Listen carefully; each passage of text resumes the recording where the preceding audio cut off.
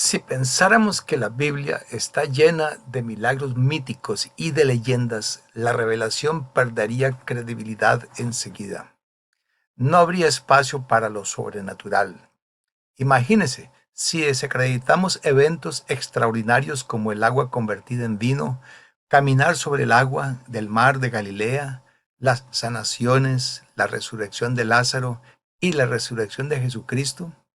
Sin embargo, hay muchos críticos que se equivocan al rechazar todo lo sobrenatural en la vida de Jesús. Filósofos y teólogos como David F. Strauss, como Ernest Renan, como Schmidl, como King, como Streeter, como Blake, como Lake, entre otros, se olvidaron completamente del Cristo de la fe en su búsqueda del Jesús histórico. Quitar lo milagroso de la Biblia sería como quemar los frutos de un árbol y quedarnos solo con la corteza y las hojas. Decir que Jesús no resucitó porque la resurrección es imposible es limitarnos a la finitud humana y negarnos a la trascendencia. Sería firmar el acta materialista y renunciar a la posibilidad de una intervención divina en el mundo. Si Jesús no resucitó, entonces toda la creencia cristiana sería en vano.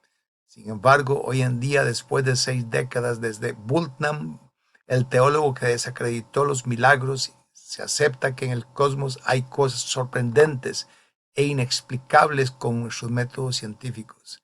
Ya no concebimos el universo como algo cerrado en sí mismo, sino como una realidad dinámica y abierta.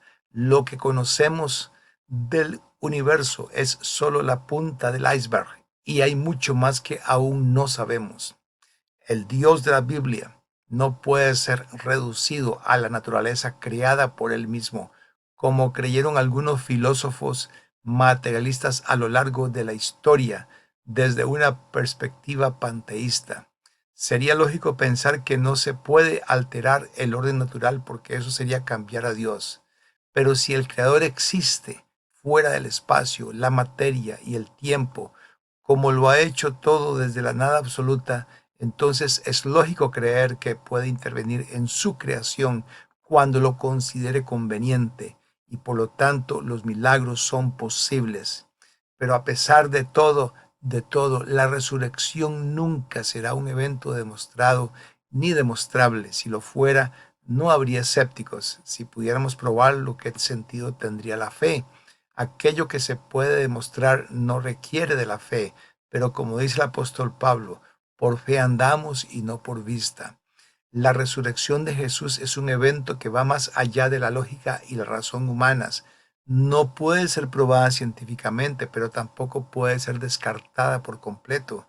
La fe juega un papel fundamental en la aceptación de este acontecimiento y cada individuo debe tomar su propia decisión sobre qué creer en lo más profundo de su ser. Al decir que los milagros y la resurrección son mitos y leyendas humanas, se desacredita la revelación bíblica y se limita la comprensión del poder y la trascendencia de Dios. La aceptación de lo sobrenatural en la Biblia implica reconocer la posibilidad de la intervención divina en el mundo y la importancia de la fe en la resurrección de Jesús. Aunque no pueda ser probada científicamente, la resurrección sigue siendo un tema central en la historia de Cristo y se basa en el testimonio de los testigos presenciales y en la elección personal de cada individuo de creer en esta verdad. Así que sigamos explorando las maravillas de la fe y abriendo nuestra mente a lo inexplicable en el cosmos y en nuestra relación con lo divino. Gracias por acompañarme en esta reflexión. Entraremos ahora a hablar acerca del núcleo de la fe, ya sea que hablemos de la resurrección de Jesús o de la humanidad en general. Este es un tema que toca lo más profundo de nuestra humanidad. Es nuestra última esperanza frente a las tumbas de nuestros seres queridos, la esperanza de volver a verlos. Pero como dijo Unamuno, el famoso filósofo español, nada digno de probarse puede ser probado ni desaprobado. El lenguaje sobre la resurrección se vuelve indigno cuando se vuelve demasiado seguro. Un discurso sobre este tema que no tenga al menos un ápice de vacilación resultaría poco convincente. Si la resurrección de Jesús pudiera demostrarse, como pretende cierta apologética tradicional, ¿de qué nos serviría la fe? Sin embargo, las evidencias acerca de la resurrección de Jesús son abundantes y significativas.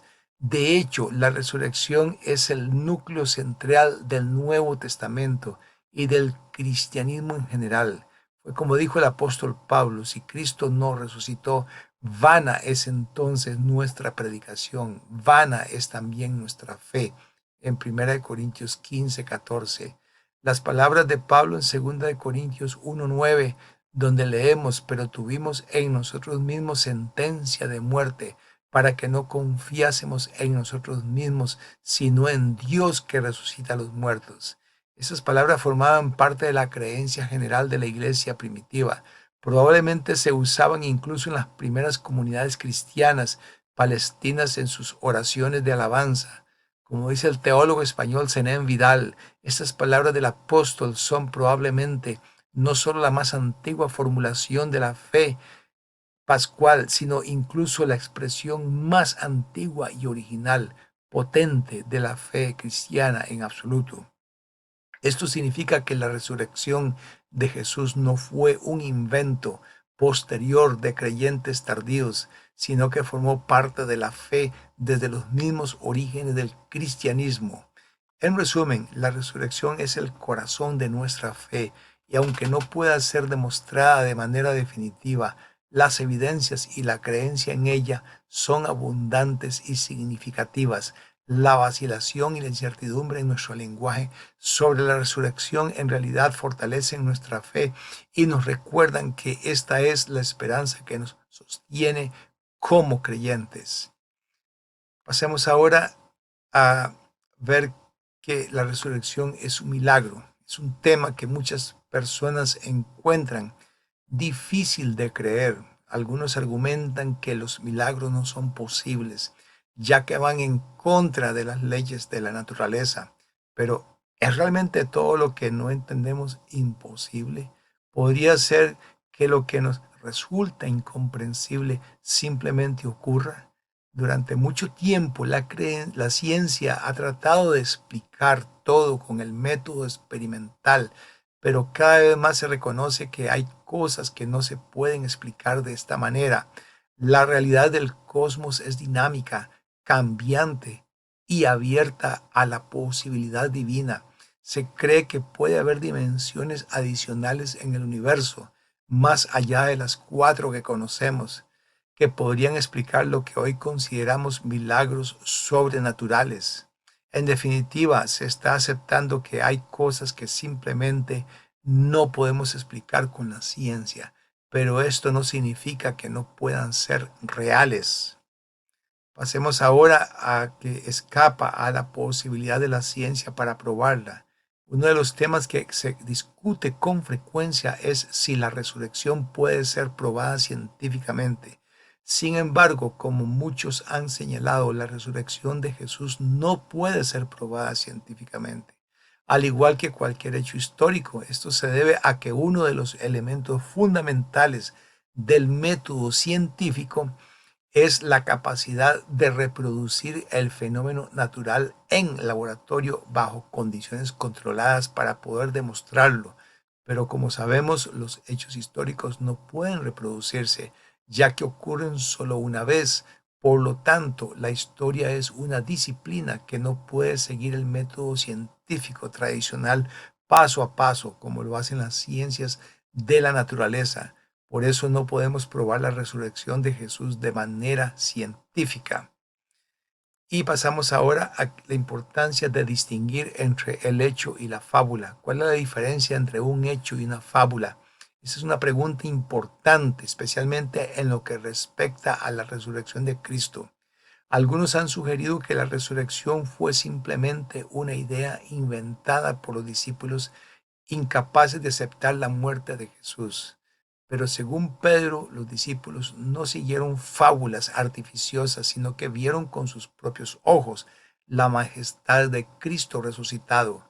Es importante reconocer que los hombres del pasado, como nosotros hoy en día, distinguían entre hechos reales y fábulas. Sabían que los muertos no resucitaban, lo que explica la incredulidad de Tomás y de los griegos del Areópago ante el discurso de Pablo.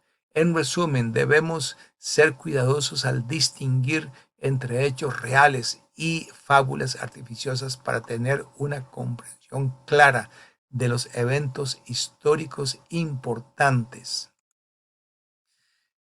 En cuanto a las leyendas que se han tejido para explicar la resurrección de una manera incrédula, encontramos en el Nuevo Testamento la narración de que Jesús fue crucificado y después sepultado en una tumba, pero sus seguidores afirmaron que resucitó y que le vieron vivo durante 40 días. Además, otros registros históricos también hacen referencia a la crucifixión de Jesús, tal como el historiador Flavio Josefo, el abogado romano Plinio el Joven y el Talmud del siglo II. A pesar de esto, existen diversas leyendas y teorías que niegan la resurrección y pretenden negar la veracidad de estos acontecimientos históricos. Veamos algunas de ellas. La primera es la leyenda del desmayo.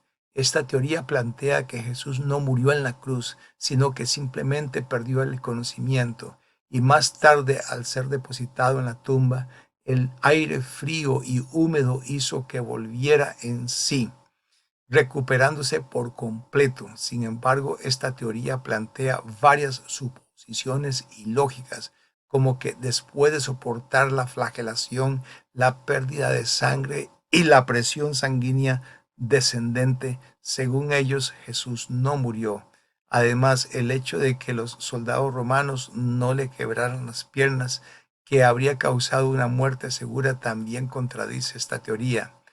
Para creer en la teoría del desmayo, se debería suponer que Jesús disimuló su sufrimiento ante sus verdugos y luego se restableció en la tumba, que se puso de pie, que se quitó la mortaja, derribó él solo la enorme piedra que tapaba la entrada del sepulcro, se enfrentó a la guardia romana, caminó por Jerusalén a plena luz del día y se presentó ante sus discípulos para contarles una gran mentira, que había resucitado. Esta teoría es verdaderamente absurda e inverosímil y va en contra del carácter, la conducta y las enseñanzas del Maestro.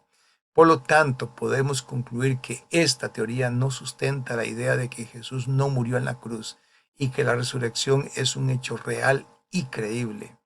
Otra leyenda es la leyenda del hermano gemelo. Según esta teoría, Jesús tenía un hermano gemelo físicamente idéntico a él, que nadie conocía y que ocupó su lugar en la cruz, muriendo en lugar del propio Jesús. Esta teoría se inspira en eventos apócrifos de carácter gnóstico del siglo III, como los Hechos de Tomás y el Evangelio de Tomás. Sin embargo, en ningún texto bíblico se indica que Jesús tuviera un hermano gemelo. Además, si esto hubiera sido así, Jesús no solo no habría muerto en la cruz, sino que habría sacrificado vilmente a su hermano gemelo. No existe ninguna evidencia de este supuesto gemelo del Maestro. Los evangelios canónicos no lo mencionan entre sus hermanos, y el evangelista Lucas, que probablemente escuchó el relato del nacimiento de Jesús de labios de su propia madre, María, no menciona que fuera un parto de gemelos. Además, ¿qué hicieron con el cadáver del gemelo? Si fue así, si lo sepultaron y no resucitó, debió permanecer en la tumba. ¿Cómo explicar entonces la tumba vacía? En conclusión, la teoría del hermano gemelo de Jesús carece de evidencia y contradice la narrativa bíblica. Por lo tanto, no es una teoría válida para explicar los eventos relacionados con la crucifixión y resurrección de Jesús. Pasemos ahora a la leyenda del robo del cuerpo. ¿Alguna vez ha oído hablar usted sobre esa leyenda? Esta teoría sostiene que los discípulos del Maestro robaron su cuerpo, pero ¿sabía usted que esta teoría fue un invento de los judíos del primer siglo y que se recoge ya en el Evangelio de Mateo y en la tradición judía, el principal problema de este planteamiento es que choca frontalmente contra el comportamiento de los discípulos de Jesús.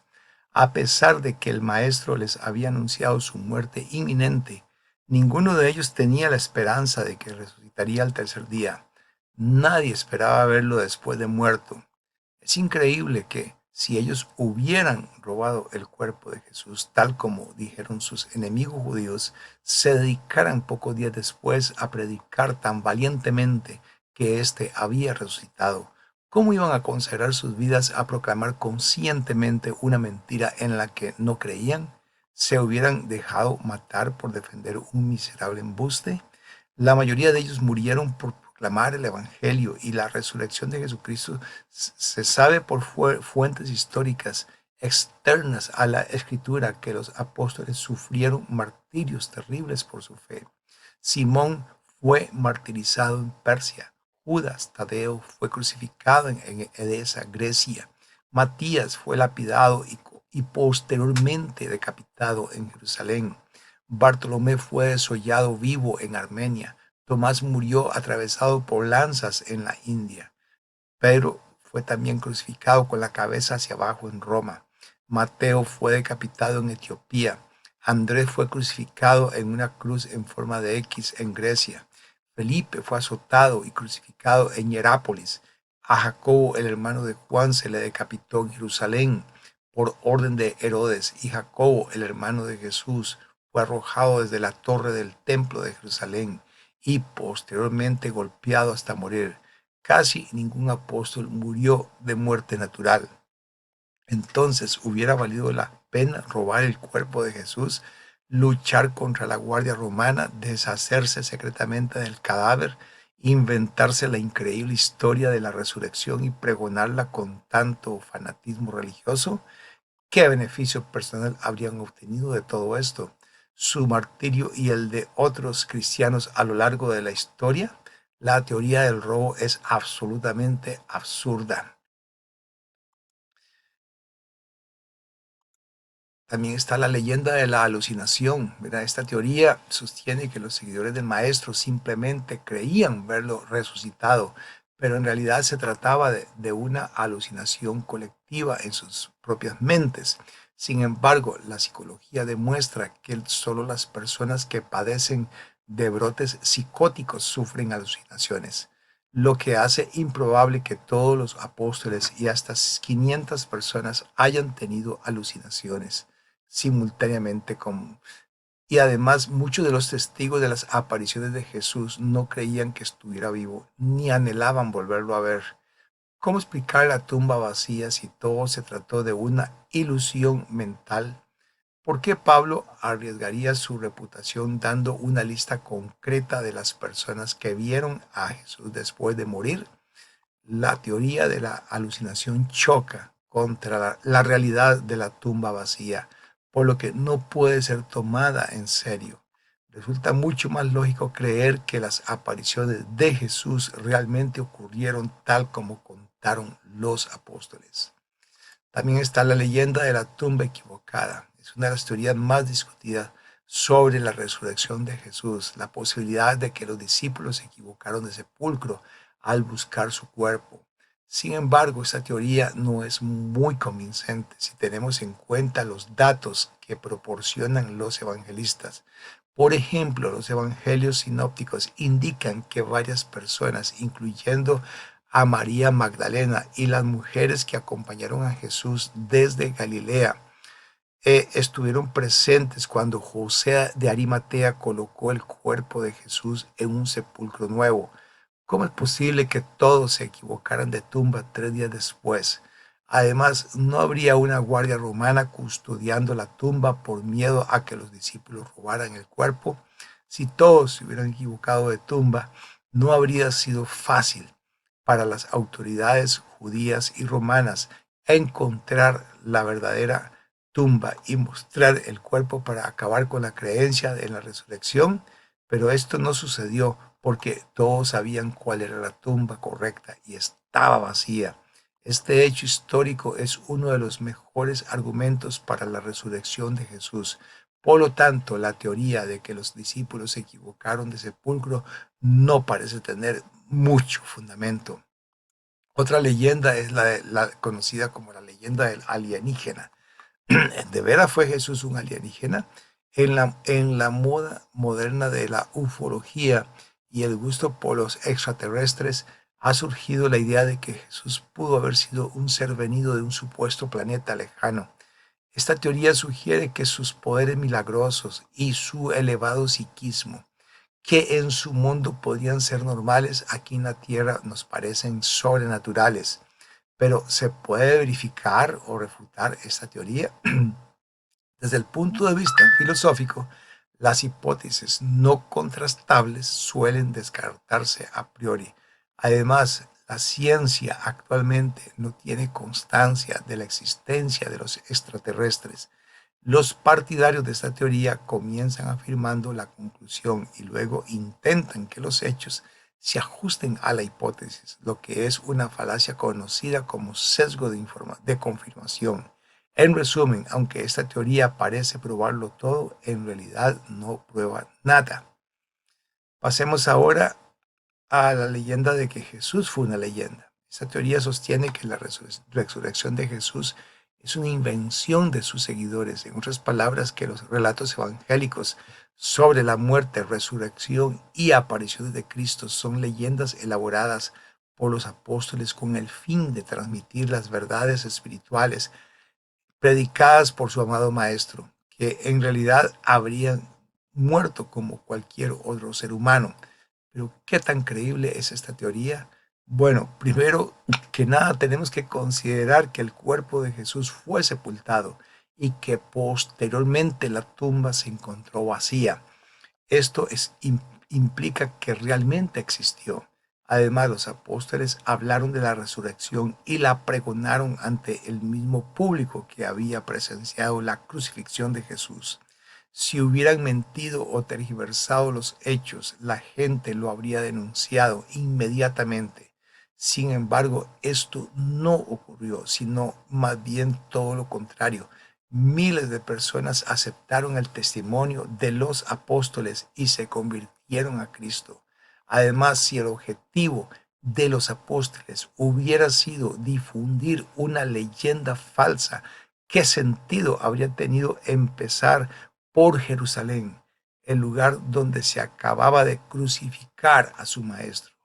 En resumen, la teoría de la leyenda es poco creíble, ya que no puede explicar hechos históricos importantes. Luego está la teoría de los musulmanes. Esta teoría sostiene que Jesucristo no fue crucificado, sino que fue exaltado al cielo. Según el Corán, los hebreos negaron la verdad y afirmaron haber matado a Jesús, pero en realidad no lo mataron ni lo crucificaron, sino que les pareció que así había sucedido. Esta teoría tiene un gran problema, ya que el Corán se escribió unos 600 años después de los acontecimientos históricos que se pretenden explicar, mientras que los relatos acerca de la crucifixión de Jesús en el Nuevo Testamento se redactaron durante los 3 primeros años posteriores a la crucifixión. Por lo tanto, no hay razón para creer que las afirmaciones de Mahoma en el Corán tengan más rigor histórico que las del apóstol Pablo en el Nuevo Testamento. La teoría musulmana carece de fundamento y tampoco está respaldada por el Evangelio de Bernabé, que es un texto apócrifo escrito unos 1600 años después de los evangelios originales. Ahora vamos a pasar a ver las evidencias bíblicas que respaldan la resurrección de Jesús. ¿Por qué es importante esto? Bueno, la resurrección es la confirmación de que Jesús era Dios, y los hechos relatados en el Nuevo Testamento nos demuestran la falsedad de todas las teorías inventadas por los escépticos a lo largo de la historia.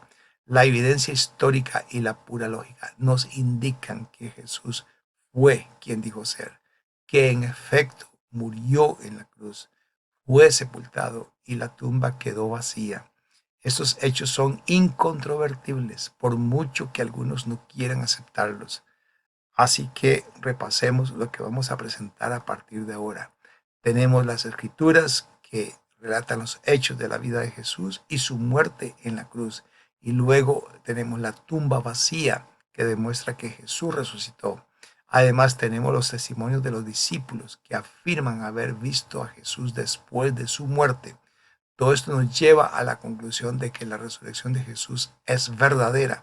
Y si esto es cierto, entonces debemos aceptar que Jesús es quien dijo ser el Hijo de Dios. Así que, ¿qué significa esto para nosotros hoy en día?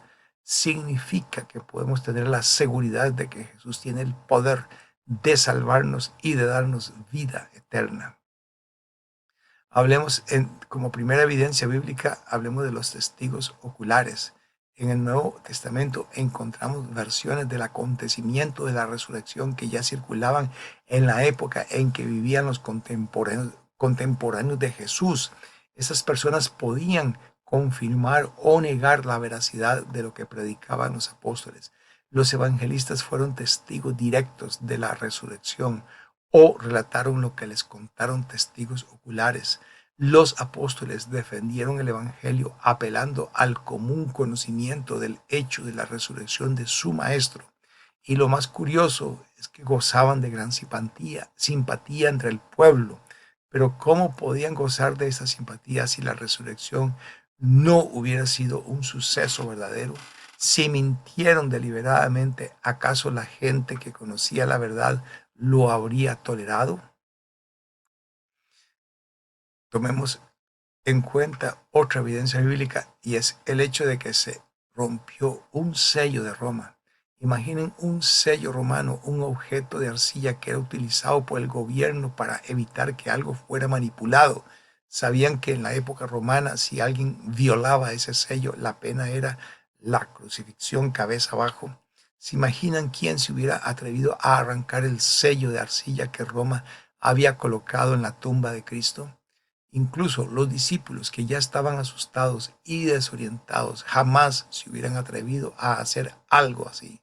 Este hecho histórico nos da una idea de lo importante que era para los romanos mantener su control y proteger la integridad de los sellos. También está la evidencia bíblica del sepulcro vacío. Este detalle es clave porque en muchas religiones las tumbas de los líderes están llenas de restos y los fieles las visitan para venerarlos, pero la tumba de Jesús está vacía. Y eso es muy importante porque demuestra que algo extraordinario sucedió. Los discípulos de Jesús, después de verlo resucitado, tuvieron el valor de hablar de él en Jerusalén, donde se les podía haber fácilmente refutado. Si la tumba no hubiera estado vacía, la predicación de los apóstoles habría sido denunciada rápidamente. Además, la explicación oficial de que los discípulos habían robado el cuerpo demuestra que la tumba estaba realmente vacía. Algunos pretenden que los discípulos robaron el cuerpo, pero esto no tiene sentido, ya que los discípulos estaban presos del pánico y habían huido. Además, muchos de ellos fueron perseguidos, encarcelados, torturados e incluso martirizados por predicar la resurrección. ¿Hubieran soportado todo esto por una mentira? Hay tradiciones romanas y judías que reconocen que la tumba estaba vacía, y esto es una evidencia muy fuerte porque se basa en fuentes hostiles al cristianismo como Josefo, que era un historiador judío. En resumen, la tumba vacía de Jesús es un hecho histórico muy importante que demuestra que algo extraordinario realmente sucedió. Los discípulos no hubieran soportado la persecución y el martirio por una mentira, y hay fuentes hostiles al cristianismo que reconocen el hecho de que la tumba estaba vacía. Tenemos ahora la evidencia de que era una gran piedra circular la que tuvo que ser removida. Era una tumba custodiada por una guardia romana compuesta por un grupo de 4 a 16 soldados. ¿Sabían ustedes que dormirse en su puesto era castigado con la pena de muerte en la hoguera?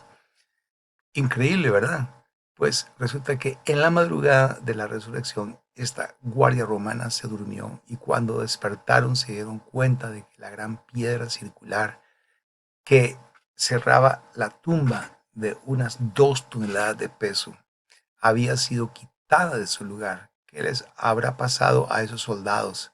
Es una pregunta interesante, ¿verdad que sí? También tenemos la evidencia de la mortaja intacta. Cuando Pedro y Juan entraron en la tumba de Jesús, encontraron algo sorprendente. La mortaja estaba allí intacta y bien colocada. La mortaja, que pesaba unos 40 kilos, estaba hecha de tela y de ungüentos aromáticos. Parece ser que el cuerpo de Cristo se evaporó a través de los lienzos, ya que estos todavía conservaban la forma del cadáver. Es increíble pensar que en esto y en lo que significa para la historia. Pasemos ahora a las apariciones del resucitado. En cuanto a las apariciones de las cuales se habla en textos tales como Mateo 28 del 8 al 10 y 1 Corintios 15 del 3 al 8, en estos textos se indica que más de 500 personas vieron a Cristo resucitado.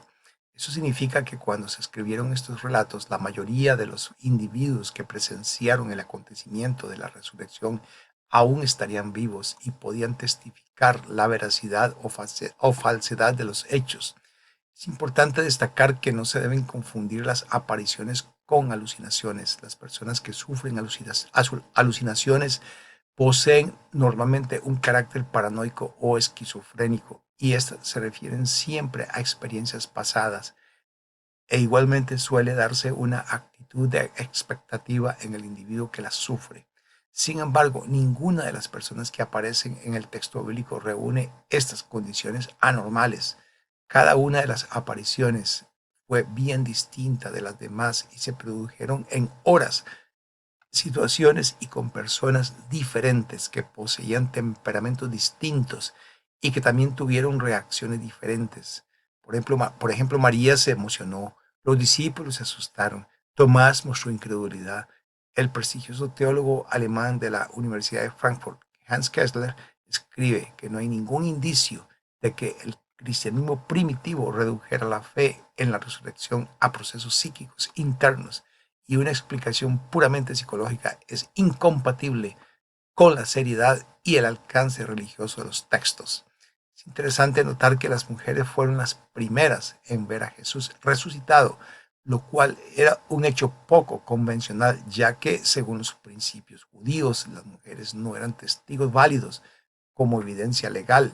No obstante, el maestro las eligió a ellas como primeros testigos. También se manifestó a personas que al principio le eran hostiles, como el propio Saulo de Tarso, quien años después escribiría palabras sobre la resurrección.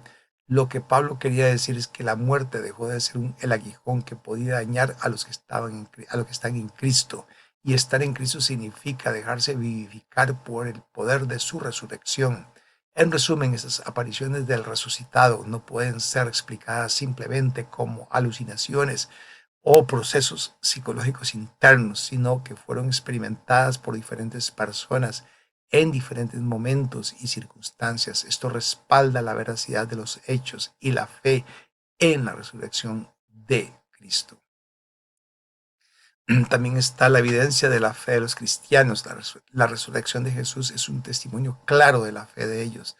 La fe nos permite sobrellevar el dolor, sonreír en medio del sufrimiento y tener la fuerza para enfrentar los problemas y la adversidad. En otras palabras, la fe nos hace inmunes ante la muerte y nos enseña a paladear con tranquilidad el sabor de la resurrección. A veces los cristianos pensamos en la vida después de la muerte como algo que sucederá en el futuro, en el día postrero cuando Dios resucite a su pueblo. Pero la verdad es que hay personas que ya están disfrutando de la resurrección en este mundo. La resurrección es vivir más y mejor la vida, disfrutando plenamente de ella, compartiendo con amigos y hermanos, fomentando el afecto fraternal y apoyándonos mutuamente.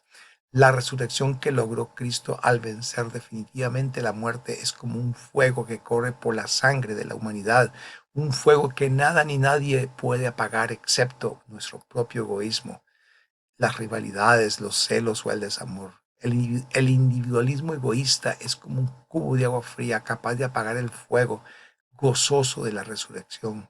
Los vivificados son aquellos que tienen un plus de vida que se detecta en su mirada, comprensiva en su madurez humana, su resignación ante lo inevitable y en su capacidad para perdonar, en el altruismo y la solidaridad hacia el prójimo. Este plus se convierte en algo contagioso, algo que demuestra que toda persona que ha descubierto a Cristo es capaz de superarse, y no por sus propios méritos, sino por la incomparable gracia de Dios.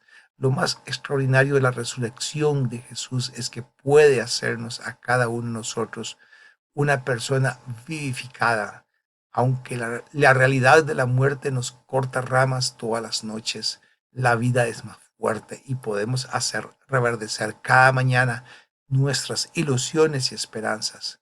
Debemos vestirnos del Señor Jesucristo, levantarnos cada mañana dispuestos a vivir y no a vegetar, preguntándonos qué voy a hacer hoy, en qué invertiré mi tiempo, cuál es el verdadero sentido de mi vida en este mundo, a quién haré feliz hoy. Cuando Jesús resucitó, no lo hizo para renunciar ni para presumir de su cuerpo, sino para ayudar a los suyos que estaban pasando mal, anunciarles la vida y dar vida a la humanidad, para ser parte de la singular asociación de vivificados. Solo debemos sumergirnos en el río de la esperanza cristiana y salir empapados del amor hacia los demás, como dice el apóstol Pablo. Si morimos con Cristo, también viviremos con Él, sabiendo que Cristo, habiendo resucitado a los muertos, ya no muere. La muerte no se enseñoreará más de Él. Leemos ahora la conclusión. Que en conclusión, creer en la resurrección de Jesús es una cuestión de fe y elección personal. La resurrección no puede ser probada científicamente, pero su aceptación implica reconocer la posibilidad de la intervención divina en el mundo y la trascendencia de Dios. Al desacreditar los milagros y la resurrección, estamos limitando nuestra comprensión de lo divino y la importancia de la fe en nuestra relación con lo sobrenatural. Por lo tanto, debemos seguir explorando las maravillas de la fe y abriendo nuestras mentes a lo inexplicable del cosmos y en nuestra relación con lo divino. La resurrección de Jesús es un tema central en la historia de Jesús y se basa en el testimonio de los testigos presenciales. La elección personal de cada individuo de creer en esta verdad es fundamental para su propia comprensión y conexión con lo divino. Gracias por acompañarme en esta reflexión.